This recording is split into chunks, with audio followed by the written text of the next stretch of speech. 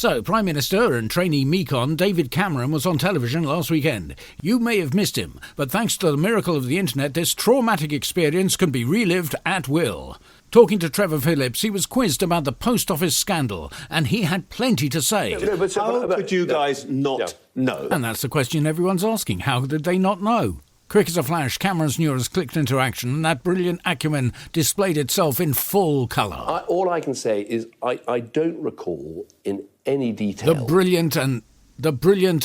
the Swiss Army knife of political excuses. I don't recall, I don't remember, it doesn't ring any bells. Well, I suggest that the bells are ringing quite loud in Mr Cameron's head at the moment. I don't recall and I don't remember is the customary way people can then open the door a little bit later on when they're showed evidence that does actually make sense, that they can say, oh yes, now I recall, I bought the axe at B&Q. Being briefed and being aware of the scale of this issue. But that's what the public inquiry is for. They must look at all the advice ministers received and all the action that was taken. I'll go further.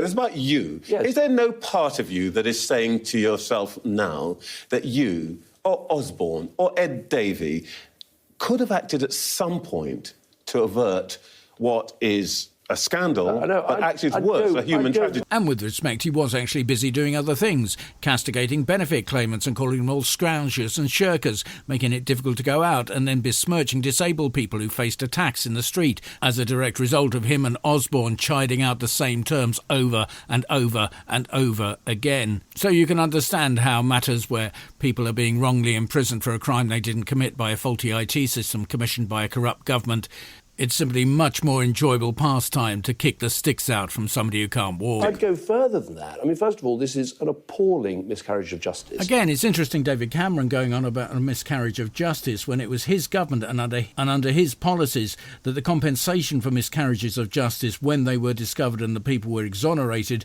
were withdrawn. And anyone who's been involved in government in any way over the last 20 years has got to be extremely sorry, as I am, about what has happened and how these people So you feel some responsibility? I think everyone in government has got who's been involved. This goes back before my time in office when these original things were signed, and we've got to get to the bottom of it. And that's what public inquiries do. They can look at what were ministers told, what information was put in front of them, what did they decide. The thing is, these people are very highly paid, and if information is put in front of them, they should be asking questions. They should get the full picture and just not what they're told. We're not dealing with toddlers here. We're not giving them a bunch of crayons and saying stay within the lines. This is important stuff. Although maybe, given some of the people who've made it into government, crayons may be a bit of an optimistic implement to use. And because it's hard to remember every letter and piece of paper put in front of you. And yet you were charging £27.99 for your memoir. So if you can't remember anything, what does the memoir consist of? I don't recall being briefed about any detail, but let's let this public inquiry do its work. Complete non-answers there and avoiding it with the old,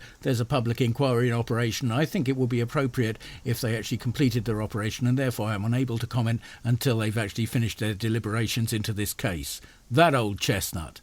Longest excuse in the world.